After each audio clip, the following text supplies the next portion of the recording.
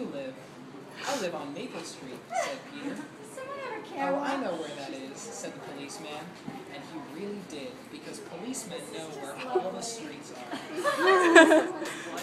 Will you tell me when I can cross the street? Peter asked.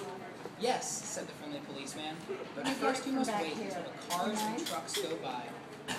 Peter knew that sometimes the policeman stopped the cars and let the people go by, and sometimes he stopped the people and let the cars go by. The policeman asked Peter how old he was. Peter said, I'm 5 years old. My, said the policeman, I have a little boy at home just about your age. May I play with him someday? Peter asked.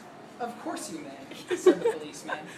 Just then, a car went by with 2 policemen riding in it. The car had a big red light on top and a big, shiny siren on the front. Peter's friend, the policeman, waved to the 2 policemen in the car. Peter waved to them, too. Then another policeman went by on a motorcycle, and they both waved to him. He goes fast, doesn't he? Said Peter. Yes, said the friend. Then he walked out into the street and blew his whistle and held up both of his hands. All the cars and trucks stopped. Peter crossed the street to the other side and walked along the sidewalk looking at the stores, but he didn't say hello to anyone because he was thinking about his friend, the policeman. He thought about all the special things the policeman had. A whistle? Yes, and it made a very loud noise. A badge? Yes, and it was bright and shiny, and he wore it on his chest. A uniform? Of course, and it was very dark with bright, shiny buttons. While Peter was walking along thinking, he suddenly felt a drop of rain on his forehead. Plop. Then 2 drops. Plop, plop. And then a lot of drops. Plop, plop, plop, plop, plop.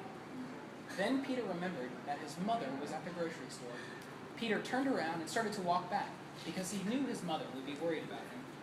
When he came to the corner, the cars and the trucks were going by very fast. Where was his friend, the policeman?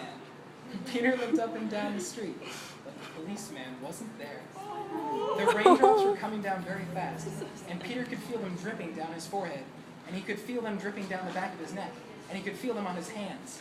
The rain was cold. Then Peter heard the policeman's whistle, and there he was, walking out into the street and holding out both of his hands so the cars would stop. But he looked so different.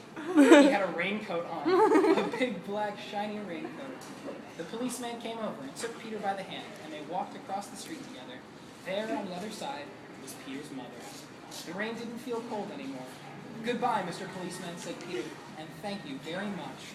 His mother said, I finished all my shopping, so let's go home and change your clothes. All the way home, Peter thought and thought about his friend the policeman. When Peter and his mother got home, he asked, Mother, where does the policeman keep his raincoat when it isn't raining? I don't know, said his mother. Why don't you ask the next time you see your friend, the policeman?